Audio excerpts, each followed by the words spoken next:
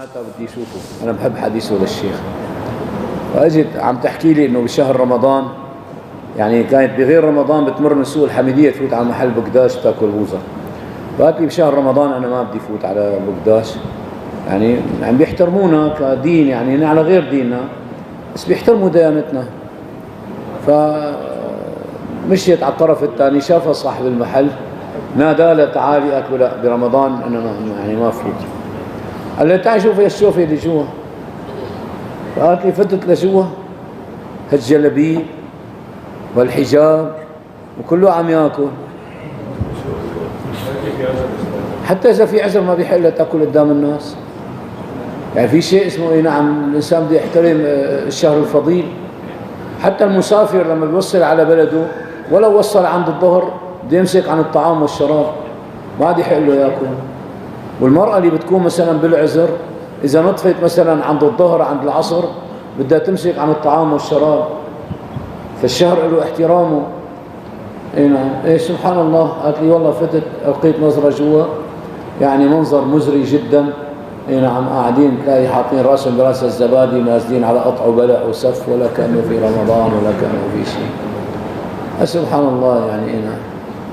شو بدك تساوي؟ يعني الأمور غريبة الشكل.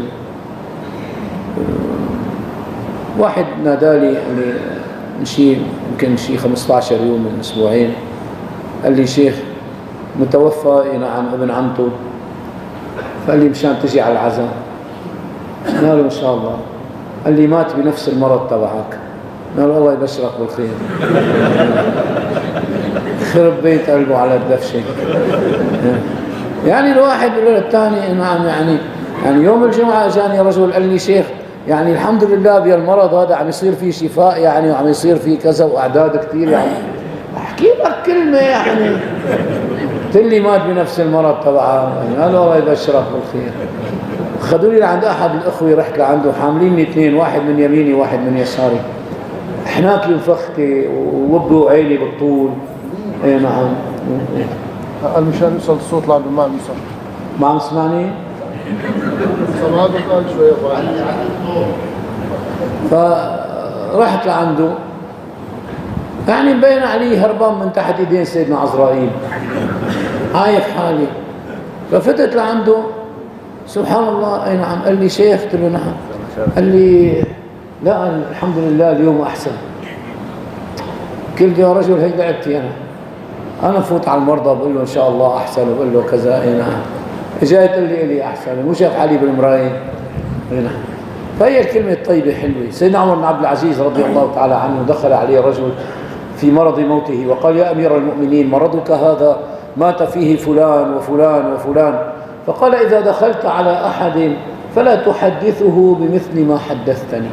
ثم قال لجلسائه اخرجوه عني ولا تأذنوا له علي بالدخول مرة أخرى. يعني سبحان الله.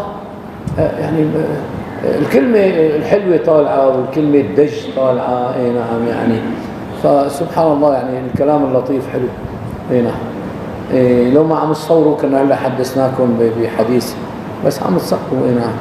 اي نعم. لا تخل ما بأمن هذاك اليوم. اي نعم. جامعة الدرويشية نالوا خبوا الموبايلات، واحد نعم من ورا الرفيق، وبعد ما خلصنا للشيخ صورتها. بعرفها الشغله. الله يفتح عليكم ويبارك فيكم. اذا تكلمنا عن فضائل الشهر الفضيل فافضل ايامه فيه العشر الاخير من رمضان، والاعتكاف فيه سنه كفايه. اللي بيعتكفوا عنكم لما ما بيعتكفوا؟ لا بنعمل قيام ليل، تهجد. قيام ليل. سبحان الله. تهجد. يعني لما كنا نعتكف سبحان الله، مرة اعتكفت مع طلاب أتراك. فالطلاب هدول جايبين معهم 21 زبيبة مشان نفطر عليهم. اي والله. شيخ حسبنا حسابك؟ لا كل واحد 21 زبيبة. ايه قال حاسبين حسابك؟ هل قدوا هيك بتاع. الناس دريوا انهم معتكفين، بلشوا يجونا بقى صواني اكل ورز وفاصولية وكذا. قالوا وين الزبيبات تبعاتي؟ اخذتهم صفه واحده. قالوا عدوا لا نفطر يلا. اي والله. قعدوا فطروا. شو بتعملي 21 زبيبه؟ اي نعم. مره كنا معتكفين في مسجد بالقرى، ونحن عن روح الأموات ما بناكل. طعام الأموات يدخل على القلب الحزن، وفي نهي عنه. اي نعم، في نهي. فيقول جابر بن عبد الله رضي الله تعالى عنهما كما روى الإمام أحمد بن حنبل في مسنده قال: كنا نعد اجتماعنا إلى أهل الميت وصنعهم الطعام لنا من النياحة. وفي البخاري يعذر الميت بما نيح عليه. فالأكل على روح الأموات غير جائز ومعدود من النياحة. كل ما بتاكل قرص صفيحة الميت بياكل مزربة بينزل لسابع حرف لتحت، فأنت بتقول له نور إيمان، هو يقول لك الله لا يوفى. كل ما كمشت قرص بيقتل حاله الميت تحت، بيقول اجتني مزربة ثانية. والناس قاعدة على أكل، وخصة شيوخ السلتة على قطع وبلع ومروقين، تلاقي نعم، وتلاقي عامل هون طابة وهون طابة، مولي نكس ما شاء الله، وعلى فرم وأكل. فعزمني أحد الأخوة عنا بالحي، قال: شيخ تجي تتغدى عنا. وفكرته هو صانع الطعام، بالعادة بيعزمني وبعزمه، يعني في صداقة بيناتنا. قلنا له: نعم عندك لما عندي؟ قال: لا والله ببيت فلان عندهم وفاة. قلت له: أنت تعرف نحن ما بناكل على روح الأموات، ليش عم تعزمني؟ قال لي: طالبينك بالاسم. قال له: لو طلبوني بالاسم أو بالفعل أو بحرف جر مالي رايح. شو تعمل لي طالبينك بالاسم؟ مالي رايح، هذا دين لما تين. لا بتا ما رحت، بدي يطعموك اجباري، يعني بيقعدوا حواليك الناس، وهي كرمالي وهي كذا، من كرماله وما كرمال باكل لي كيلو صفيحه. فما رحت. هون القصه اللي عجبني بانه عندنا مشايخ بالحي كل واحد لفته بتساوي انقراص فقرات هالقد، وقاعدين على اكل نعم تلاقي، وشرب بهاللبن واكل بهالصفيحه، ما بياكلوا قرص واحد يعني الا بالجوز، لانه اذا قام قرص عن قرص، القرص الثاني بيسرق اللحمات، بيجي واحد بيسحب له اياه، لا ما بده اياها، اثنين بياكلوا. فقال لي: كان الشيخ فلان والشيخ فلان والشيخ فلان. طيب لك ما درسوا مثل ما درسنا؟ لك والله نفس العلم اللي قرأناه نحن قرأوه هنين، ليش ما بتطبق العلم اللي عم تقرأوه؟ يا أخي طبق العلم، يعني بكفينا ضياع وبكفينا اي نعم يعني ترك لشريعة الله سبحانه وتعالى، وترك يعني طلع هلا بتلاقي زلمه كاتب على محله: إنا فتحنا لك فتحا مبينا. لك الآية نزلت مشان دكانتك، يعني لما نزلت مشان فتح مكة. الحلاق اي نعم بتلاقي الكاتب الحلاق اي نعم على دكانته اي نعم، شو بيكتبوا الحلاقين؟ اي نعم لا لا لا لا اي نعم، لا في كلمة في هيك آية. بدك تسأل الحلاق. اي نعم، مين في حلاق هو؟ كاتب شيء على دكانته؟ أحسن لك. اي نعم، فهلا بتذكرها. اي نعم، هذيك حديث بده يجي. اي نعم، فبتلاقي سبحان الله على مكرو كاتبين: يا بني اركب معنا. اي نعم، ولا تكن من الكافرين. اي نعم، المطعم بيبقى كاتب: كلوا من طيبات ما رزقناكم. هلا القرآن الكريم اي نعم يعني صار هلا مشان المحلات والاكل والشرب وكذا. يعني الامام ابو يوسف شاف زلمه عم يقول لرجل: لقد جئت على قدر يا موسى. فقال: أتجعل كلام الله في مثابة كلامك؟ هلا لما حدا بيصب لك كاس الشاي اصحى تقول له سبحان الله. في ناس بيفكر حاله يعني دمه خفيف انه بيقول له سبحان الله، فيها كفر هي الكلمه. هي الكلمه اي نعم للتسبيح، ما اجت مشان يصب لك كاسه شاي. اي نعم، فسبحان الله اي نعم بتلاقي كثير من المخالفات الشرعيه. لك لا بيعنا بمقتضى الشريعه ولا شرائنا على الشريعه. هلا الخروف ما بيصح تشتريه على الميزان، هذا اذا كان ميزانه حلال عم بيعنا الخروف. عم نسمع قال في عنده دعسه بيدعس عليها من حديد بينزل وزن الخروف 5 كيلو. ما بعرف هيك قالوا لنا، والله انا ما شفتهم. اي نعم، بس بندور على ناس يكون. هلا انا مثلا وزني اي نعم 83، يوم بدي اشتري خروف اول شيء بطلع على الابام شوفوا اذا 83 معناتها ميزانه حلال، بقول له هلا طالع الخروف مشان نزينه. ايه مشان ما يضحك علينا. اصلا الخروف ما يباع وزنا، يعني حق الكيلو هلا 1800 ليره. 1800 ليره حق شو؟ الوسخ اللي ببطنه، لما الصوف تبعه، لما قرونه، لما اجريه، لما راس الخروف، لما عظامه. شفتوا هي اللي حاطينها على هذا اللي عم يطعم الناس لحم كلاب ولحم حمير، حاطين اي نعم على التواصل الاجتماعي انه في رجل اي نعم بمكان عينوا لنا المكان عم يبيع. يا حبيبي على الامر هذا، الشعوب تتاثر بما تاكل. هلا اجدادنا العرب كانوا ياكلوا لحم جمال. لحم جمال بيقوي نيات القلب، والجمل حقودي. لذلك اجدادنا العرب كان البدوي ياخذ تارو بعد 40 سنة ويقول استعجلت. ما بيتركوا تارو. ما نعم، عندهم حقد عجيب وعندهم قوة من لحم الجمال. نعم، الأجانب بياكلوا لحم خنازير، لذلك ما في نخوة، ما عندهم نخوة. سبحان الله. يعني كان الشيخ الرنكوسي رحمه الله تعالى يقول للطلاب: يا ولدي كلوا لحم ديوك. الديك لأنه عنده غيرة عجيبة. أحد المشايخ قال لي: أنا باكل لحم أرانب. قال لي: بيحملوني من أداني من هون بيحطوني هون بقعد، بيحملوني هون بيحطوني هون بقعد، ما بشاكل ولا بتعالج مع حدا. حكى لي شيخ قال مرة جابوا ديك ودقوا له لحم خنزير وطعموه من لحم الخنزير للديك. بقى الديك إذا بتفوت له ديك تاني على الحظيرة تبعه بيذبحوا بعضهم. فوتوا له حظيرة على الديك تبعه، لا للديك الثاني، ولا زعل ولا من يحزنون. صار الديك لما يتزوج الدجاجة يزلغط له هذا الديك. ما عاد في نخل. فنحن بناكل لحم فراريج. لك هذا الفروج لا معروف ذكر، لا معروف انت، ما معروف شو هو. اي نعم. فبتلاقي شبابنا سبحان الله هذا بيركز حواجبه عند الحلاق. مرة فتنا عند حلاق لقيته عم يسخن صحن شمع بده ينتفله وشه للزبون. قلت له: شو هذا؟ قال لي: هو طلب. قلت له: شو طلب ما طلب؟ ولا بقى بحياتي يفوتنا حلاق. يعني شو هالامر هذا؟ لا، هذا عم يركزوا له حواجبه، وهذا عم يميز شعراته، وإنه عم خصه هذا الجيل اللي بيوقف شعر راسه هيك على حيله، تفتكر حدا مرعبه او كذا. اليوم فتت على قناه عم تسجل فيها برنامج عم لرمضان، فلقيت ابنه صاحب القناه لابس بنطلون مشقوق. قلنا له: يعني اذا بدك انا بتبرع لك حق بنطلون. يعني نعم، انا على وجدتي افتكرته فقير، يعني ما معه حق بنطلون. قلت حالي هذول معباين عمله، عندهم نعم كل دعايه بيساووها نعم بيجيبوا مدري قد كم مليون فيها. عم بساوي انا برنامج لرمضان، قام قال لي: شيخ قول يعني انه نعم هذا البرنامج برعايه نعم البنك الاسلامي. قلت له: ما بدي اعرف انه اسلامي اول لحتى اعمل له دعايه. شو بنك اسلامي؟ قلت له: شو رايك اعمل لك دعايه على اللانجوري؟ نعم وعي داخليه. روح. نعم قال لي: اعمل دعايه. قلت له: هلا بسجل لقناه السما الفضائيه. بقول له للي عم يصوروا: اخي انا عصبي، ها بتقول لي عيد، بتقول لي كذا، فز بمشي. لا لي سائل على التصوير. لا. قلت له: بعدين سجل لي هالكلمتين قبل. قلت له: بدك تطلع من لي. قلت له: عم تسجل؟ قال لي: 5 4 3 2 1 ابدا. قلت له: والله ما بحبكم، لا بحب التلفزيون، لا بحب الاعلام. نعم، ولا تهيمن علي تجي تقول لي والله شيخ يعني توخى اللغه العربيه والكلام وكذا وكلام منمق. انا رجل بحكي على السجيه. شو بيجي على بالي من الشريعه اللي غبيت منها 20 سنه وانا بين ايدين المشايخ، عم اقرا عندهم ليل نهار، ليل نهار نقرا.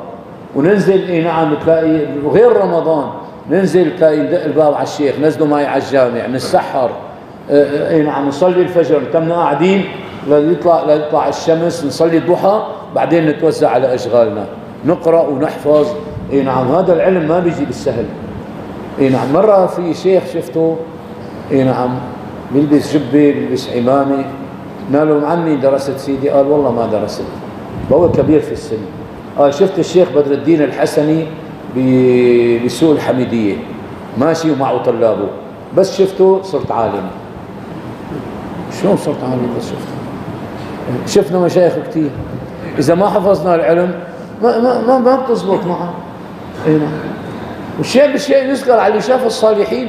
فإذا كان شفتوه على التواصل الاجتماعي، في رجل بنته حردانة إلى 7 سنين، قالوا لي أهل البلد بهو من ضيعة ثانية، شيخ شو رأيك نروح بركي من صالحهم، يعني زوجته مثل الوتد قلبي، وعندها 4 5 أولاد، وهي معلمة مدرسة وزوجها معلم مدرسة، وحطوا له وسائط الدنيا ما كان يرضى. بقى بركي أنت بتروح يعني لأنه بالقرى اللي يعني الناس بيحبوني هنيك الشيخ فتحي، إذا بقول لهم يمين يمين شمال، يعني على أساس نعم. والله رحنا لعنده، ركبنا هالمكرو ورحنا فتنا لعنده، دغري رقد، جاب هالقضاضة البيضاء وجاب هالعقال تبعه. يلبس عقال. هذا العقال لما لبسوه لما سقطت الأندلس. هذا كناية عن إيش؟ عن إنه اللي لبسوه مجاهدين. لأنه سيدنا النبي عليه الصلاة والسلام لما كان يخرج للحرب كانت عمامته سوداء، فلذلك كما روى الإمام مسلم في صحيحه. فاليوم مين بيلبس العقال من الناس؟ يلي بيتعقل، يلي كلامه مسموع، الناس اللي عندها حكمة.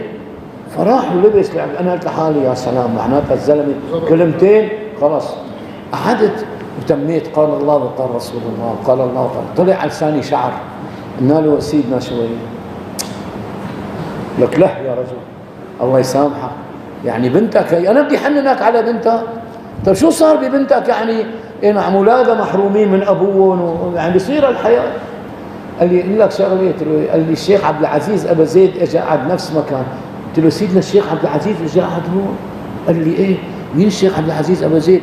مفتي محافظة درعا، ما مر علي أعلم منه أبدا. كان لما ينزل على الشام يقدموه على المعاهد الشرعية يقولوا عنه بقية السلف الصالح. من الناس التقى نعم والعلم اللي عنده عجيب. اللي اجى قعد محلك ورديته. قلت له قديش شفت ناس واطين؟ ما مر علي البعيد مثل حكايتك. قال لي شيخ؟ قلت له نعم. قال لي أنا شفت النبي بالرؤيا. قلت له أبو جهل شافه شخصي وراح جهنم. يعني شو شفته بالرؤيا؟ يلي شافوه شخصي راحوا على جهنم. مهم انك تشوفه، مهم انك تقتدي فيه، مهم انك تتبع سنته. شوف هلا الناس بالمولد اننا قاعدين يا حبيبي يا رسول الله، وهو ساكن بيت الاجره وعصيان، وهو مدي مصاري مع ما يوفيها، وبيقعد يا رسول الله. انا كنت انزل على المنبر كان يجي رجل يعانقني ويبكي، انا تحت، انا فوق اسمع صوت بكاءه تحت. يا الله يطول عمرك يا شيخ، الله يخلي لنا اياك. والله كنت اقول لحالي ما شاء الله كان عمل الزمن. يوم بيوم اجت امراه لي مرحبا شيخ تلاهين، قالت لي يا ريت بالشام تجمعوا لي مصاري مشان بنتي بدي اعمل لها عمليه قلب مفتوح. قلت لها حجه يعني عندكم ارض بيعي دلم دلمين وبتعالجي بنتك، ليش تخلينا نكسر نفسنا للناس وتكسري نفسك؟ يعني ما هيك. قالت لي اخي اخذ لي ارضي ما بيعطيني اياها. قلت لها مين اخوك؟ ما ردت، صارت تبكي. مين اخوك؟ نحكي معه. المشايخ اللي واقفين جنبنا صاروا يضحكوا. مين اخوه يا جماعه؟ قال لي شفت هذا اللي بيبكي وانت على المنبر بيخلي لنا اياه يا شيخ؟ قالوا لي هذا اخوه. يخرب بيته. والله رحنا نعم معزومين غدا كنا عن جماعه، فانا وياه اجتمعنا على المغسله، نحن اثنين عمليه في ايدينا. قلت له يا رجل اختك بحاجه لمال وانت اخذ لها ارضيه ما تعطيها. قال لي هي ايدي، هي ما بترضى تاخذ ولا بترضى. هلا بنروح بعد الغداء انا وياك لعندها. قال لي ماشي. تغدينا والله بعد ما صوبنا ايدينا رحت ادور عليه ما لقيته. منين هرب ما بقى اعرف. هرب. يعني الناس بتحاكيك من هون كلام وهون شكل ثاني. بالقرى انا كنت افرح يوم يكون في ميت يفز واحد ابنه للميت، يا جماعه اللي له دينه عند ابي عندي. والله انا انبسط. قلت له للامام والله شيء بالسر. قال لي ما في شيء بالسر شيخ، ابنه مثل حكايته، لا الاب اعطانا ولا الولد رح يعطينا، بس قدام العالم اللي له مصاري مع ابي عندي يا جماعه. يضرب هو وابوه على التخفه. هنا اكلين مال العالم ورايحين للاخره. شو رح تلاقي بالاخره؟ رح تلاقي الفردوس الاعلى بالاخره، رح تلاقي القتل اللي بدك تاكله تحت عجيب وغريب. في شيخ مره نعم احد الاولياء بده يقطع الصحراء، فلذلك المسافر وحده وشيطان، بده يكون لك صديق انت وياه مرضت صار لك شيء يحملك هيك. فمشي هو ماشي لا قطاع طريق. قطاع الطريق قال له وين رايح شيخي؟ قال له والله بدي اقطع الصحراء. قال له سوا. قال له ماشي. مشوا هن ماشيين. قال له قطاع الطريق للشيخ. شيخي؟ قال له نعم. شايف الشجره؟ بزماني ذبحت زلمه تحت الشجره. الله لا يوفقك، يخرب بيتك قتال انت الان. امشي شيخي اجدب انت. يمشي. يمشوا. شايف القرنه؟ ايه بزماني ذبحت اثنين عليها. الله لا يوفقك، الله يخرب ينكر قرارك الهي. مشوا. بعدين وصلوا على بير مي. قال له الشيخ انا رح انزل جيب مي. قال له لا تعال شيخي. هلا بدك تنزل برجلك اليمين ونويت الاغتراف ومدري شو بدك تعمل لي تحت اوراد ما بنشرب لنص النهار. تعال هيك شيخ انا بنزل. قال له انزل. هذا قطاع الطريق. شو يقول له بقى الشيخ طول الطريق؟ يا ويلك بكره بالقبر، انكر وانكير ليذبحوك من القتل، عم تقتل العالم، بكره انكر وانكير بالقبر. لما نزل قطاع الطريق حط رجله على تم البير زحط صار تحت انكسر راسه ومات. طالع الشيخ ونزح المي وبمي جديده غسله وصلى عليه اي نعم. قال يا رب ورجيني هالزلمه بالرؤيا شو سويت فيه. شافه بالرؤيا، لك قال له شو سوى فيك رب العالمين؟ قال له شيخي ليش عم تكذب علي؟ قلت لي انكر وانكير وعذاب قبر وقتل قال له يا لو ما شفت شيء من تم البير على جهنم دغري. ولا مريت على انكر وانكير ولا مريت على ارمي، دغري على جهنم. في ناس ما بيلاقوها بقبرها، بيحطوها من هون تخطفها الشياطين من هون، في ناس تخطفها الملائكه، في ناس تخطفها ملائكه العذاب. رايح على الاخره كضب بغرابه. هذه قلت له انه ابو جهل راح على جهنم، شفته بعد منها على درج الاوقاف، انا نازل هو طالع. الله اجى سلم علي قال لي بوسني وعانقته، لكن نسيته ما بتذكر انا. اي نعم، كثر ما بشوف عالم ما بتذكر، فعانقته عانقني. اي نعم، ودحيته هيك على ظهره. قال لي شيخ بس يعني ما لك حق تقول لي هالكلمه. هذه كلمه قلت له. قال لي اقول لك انا شفت النبي بالرؤيا. قال لي ابو جهل شافه شخصي. قلت له انت؟ قلت والله لو عفانك ما سلمت عليه. اي نعم. ايه فعلا ما رح سلم عليه. فسبحان الله يعني الانسان اي نعم يعني بيخبص كثير ويفكر حاله عايش على طول، ما لك عرفان انه في روح على الاخره، ما لك حاسب حساب المشي للاخير. يعني مو سيرانها روح على الاخره، مو سيران. يعني لسه هلا الدنيا اعمل اللي بدك اياه، ساوي اللي بدك اياه، بتخالف الشرع خالف، تمشي على الشرع امشي. هون ما في حساب، الدنيا عمل ولا حساب، والآخرة حساب ولا عمل. يوم القيامة فيه ما سمعت به من كل هول فكن منه على حذري، يكفيك من هوله أن لست تبلغه إلا إذا ذقت طعم الموت بالسفر. أول رحيل للآخرة موت. وشو الموت؟ شو الموت؟ سيدنا عمرو بن العاص الله يرضى عنه بعد ما مات شافه ابنه عبد الله بالرؤيا، فقال يا أبتي كنت تتمنى أن ترى رجلا مات وعاد ليحدثك عن الموت. كان عمرو بن العاص يقول يا ريت شيء ميت يرجع يقول لنا شو شاف. قال يا أبتي كنت تتمنى أن ترى رجلا مات وعاد ليحدثك عن الموت وقد ذقته فصفه لي. احكي لي يابا شو صار معه. فقال يا ولدي رأيتني حين مت كأن السماء انطبقت على الأرض، وكأني أتنفس من ثقب إبرة قد ما بضيق نفسه، وكأني عصفور على مقلاة زيت، لا الزيت يبرد فأستريح ولا أنا أموت فأستريح. قديش طولها هي الموت؟ يعني عذاب القبر يوم 2 3 شهر قديش؟ سيدنا الرسول صلى الله عليه وسلم في مرض الموت كان يحط ايده بالركوة الماء ويمسح وجهه الشريف ويقول يا سبحان الله إن للموت لسكرات. نقول اللهم أعنا على سكرات الموت. سيدنا عيسى عليه السلام كان يحيي الموتى بإذن الله، فاجتمع عليه بنو إسرائيل وقالوا يا كلمة الله إنك تحيي رجلا مات منذ عشرات السنين، أحيي لنا رجلا مات منذ آلاف السنين. قال من تريدون؟ قالوا سام بن نوح عليهم السلام.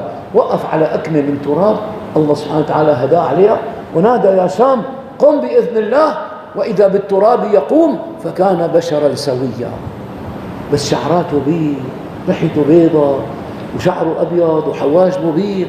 قالوا يا سام لم يكن الشيب في زمانك فكيف وصل إليك؟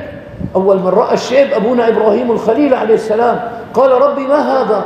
ليش هيك شعري صار أبيض؟ قال وقارا. قال ربي زدني وقارا، خليني هيك إيه نعم كون يعني موقر أمام الناس. يحيى بن أكثم رحمه الله تعالى شافوه تلاميذه بالرؤيا. يحيى بن أكثم إمام أهل الجرح والتعديل، أخذ عنه الإمام البخاري وأخذ عنه الإمام الشافعي، شيخ الدنيا كان. شافوه تلاميذه بالرؤيا بعد وفاته، قالوا يا سيدنا ما فعل الله بك؟ حكينا شو صار معه. قال أوقفني بين يديه وقال لي يا شيخ السوء فعلت كذا وكذا، فقلت يا ربي ما بهذا حدثت عنك، ما قالوا لي مشايخي هيك رح تحاكيني. فقال فبماذا حدثت عني يا يحيى؟ شو قالوا لك مشايخك عني وهو أعلم؟ فقال يا رب حدثني الزهري عن عروة عن معمر عن عائشة عن حبيبك محمد صلى الله عليه وسلم عن جبرائيل عنك سبحانك أنك قلت إني لأستحيي أن أعذب ذا شيبة في الإسلام.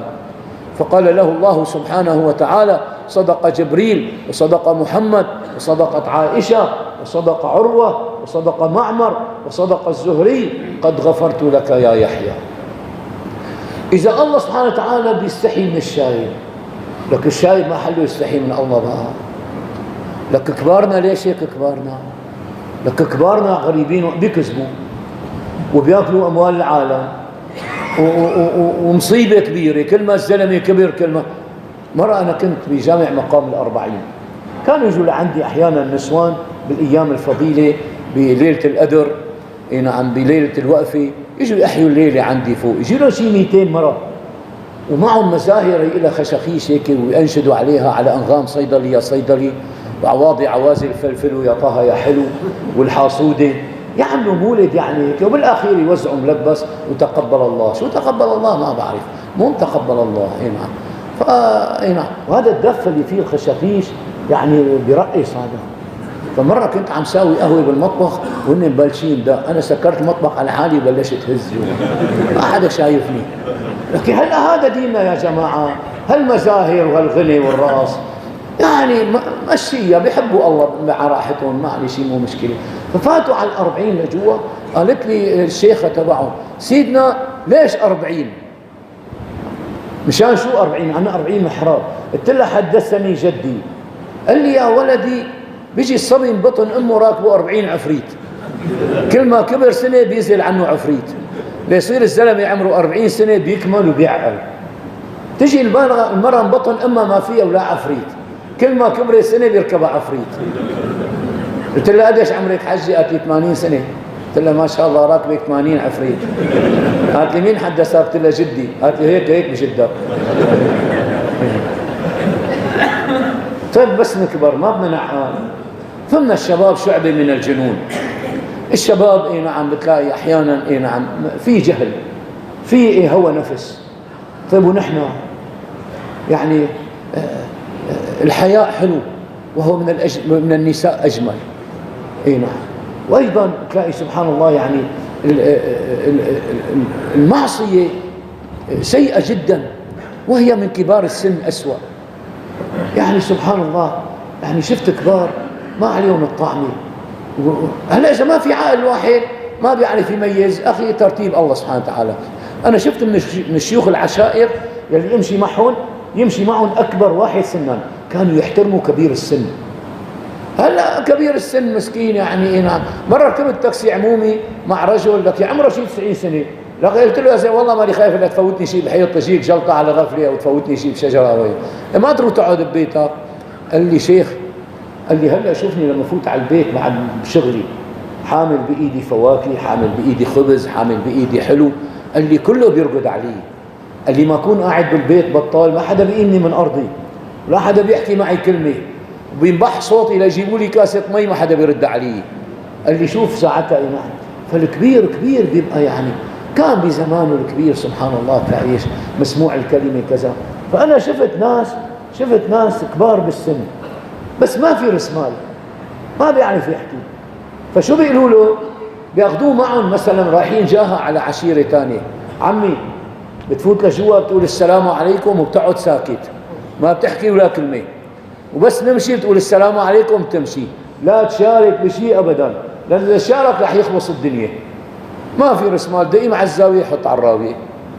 فلذلك يعني الإنسان شوف هلا مدرسة الدنيا بتعلمك أكثر من المدارس العادية.